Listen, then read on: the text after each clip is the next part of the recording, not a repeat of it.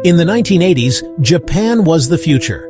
Its economy was a juggernaut, a technological marvel set to dominate the world. We saw images of bullet trains, futuristic cities, and a culture of lifetime employment with corporate giants like Sony and Toyota. A job was for life, and prosperity was guaranteed.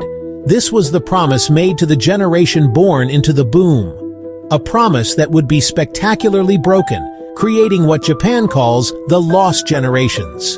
The story of the lost generations begins in 1991. Japan's colossal property and stock market bubble, which had seen prices reach insane heights, burst.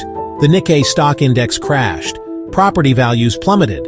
But unlike other crashes, Japan's economy didn't bounce back. It entered a period of prolonged stagnation, a slow-motion economic winter that would last for decades, known as the Lost Decade, which then stretched to 2 and then 3. For an entire generation of young Japanese, the future had always been a brightly lit path. They were the children of the economic miracle, raised on stories of prosperity. But imagine graduating from university at the exact moment this economic winter began. The world they had been promised was pulled from beneath their feet. This was the fate of Japan's first lost generation. The bedrock of Japanese society, the promise of a secure, prestigious lifetime job with a single company, simply vanished. This wasn't just a career path. It was a social contract, a guarantee of stability and a place in the world. But as the economic bubble burst, this contract was broken. The titans of industry, once symbols of unshakable strength, were now teetering on the brink. Hiring for life became an unaffordable luxury. The priority shifted from nurturing loyal employees to pure, desperate survival. The gates to stable employment were slammed shut, leaving millions of hopeful graduates locked out. In the void left behind, a new class of worker was created, the freeter, a name blending freedom with temporary labor. These were the young people hopping between a string of insecure, part-time, low-paid jobs. A convenience store clerk one month, a temporary factory worker the next. They were drifting, not by choice, but by necessity, with no clear path forward and little hope of building a career or a stable future. This economic insecurity left deep social scars. For many, the traditional path of life, a stable job, marriage, a house, children, became economically impossible. Marriage and birth rates in Japan plummeted, not because of a lack of desire, but a lack of financial stability. Men, in particular, who could not achieve the traditional ideal of a corporate salaryman, felt a profound sense of failure and shame, leading to a rise in social isolation. This isolation has an extreme form in Japan, the Hikikomori. These are people, mostly men, who withdraw completely from society, sometimes not leaving their rooms for years. While the causes are complex, it is seen by many as a tragic symptom of the economic trauma. It is the ultimate expression of giving up on a society where the ladder of success has been completely removed, leaving no path forward. It's a social crisis born from a broken economic promise. The aftershocks of the bubble's collapse have rippled through the decades, creating a society deeply divided by age and assets. This chasm feels particularly profound in Japan, cleaving the nation into two distinct, parallel realities. Older generations who entered the workforce during the economic miracle are relatively secure. They benefited from lifetime employment and bought property when the market was on an unstoppable upward trajectory, insulating them from the anxieties that plague their children today.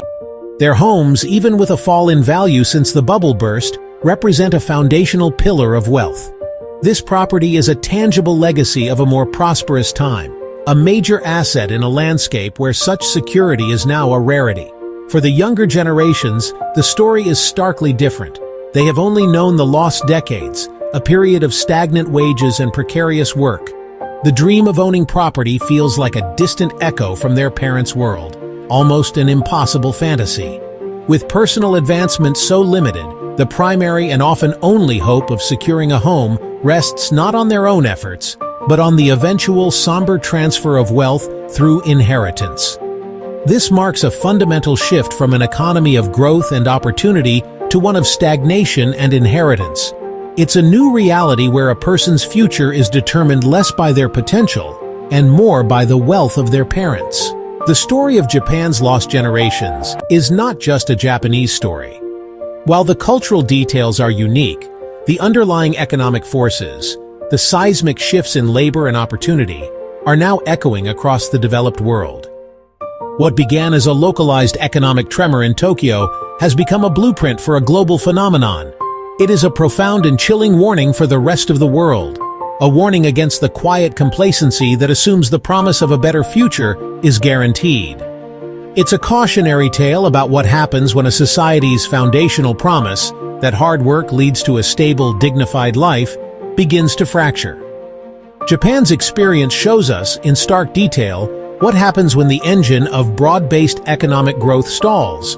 But more importantly, it reveals the consequences when a society, in the face of this new reality, fails to adapt and forge a new, more equitable social contract, clinging instead to outdated models. It demonstrates, with millions of personal stories, how chronic wage stagnation and a scarcity of opportunity don't just hurt the economy, they corrode the very fabric of society, leading to profound social decay, a demographic collapse driven by economic anxiety, and a deep, pervasive sense of hopelessness that settles over an entire generation. And so, the quiet struggles of a young person in a small Tokyo apartment become something more. They become a mirror, reflecting a potential future that could await us all. Japan is not an exception. It is a harbinger.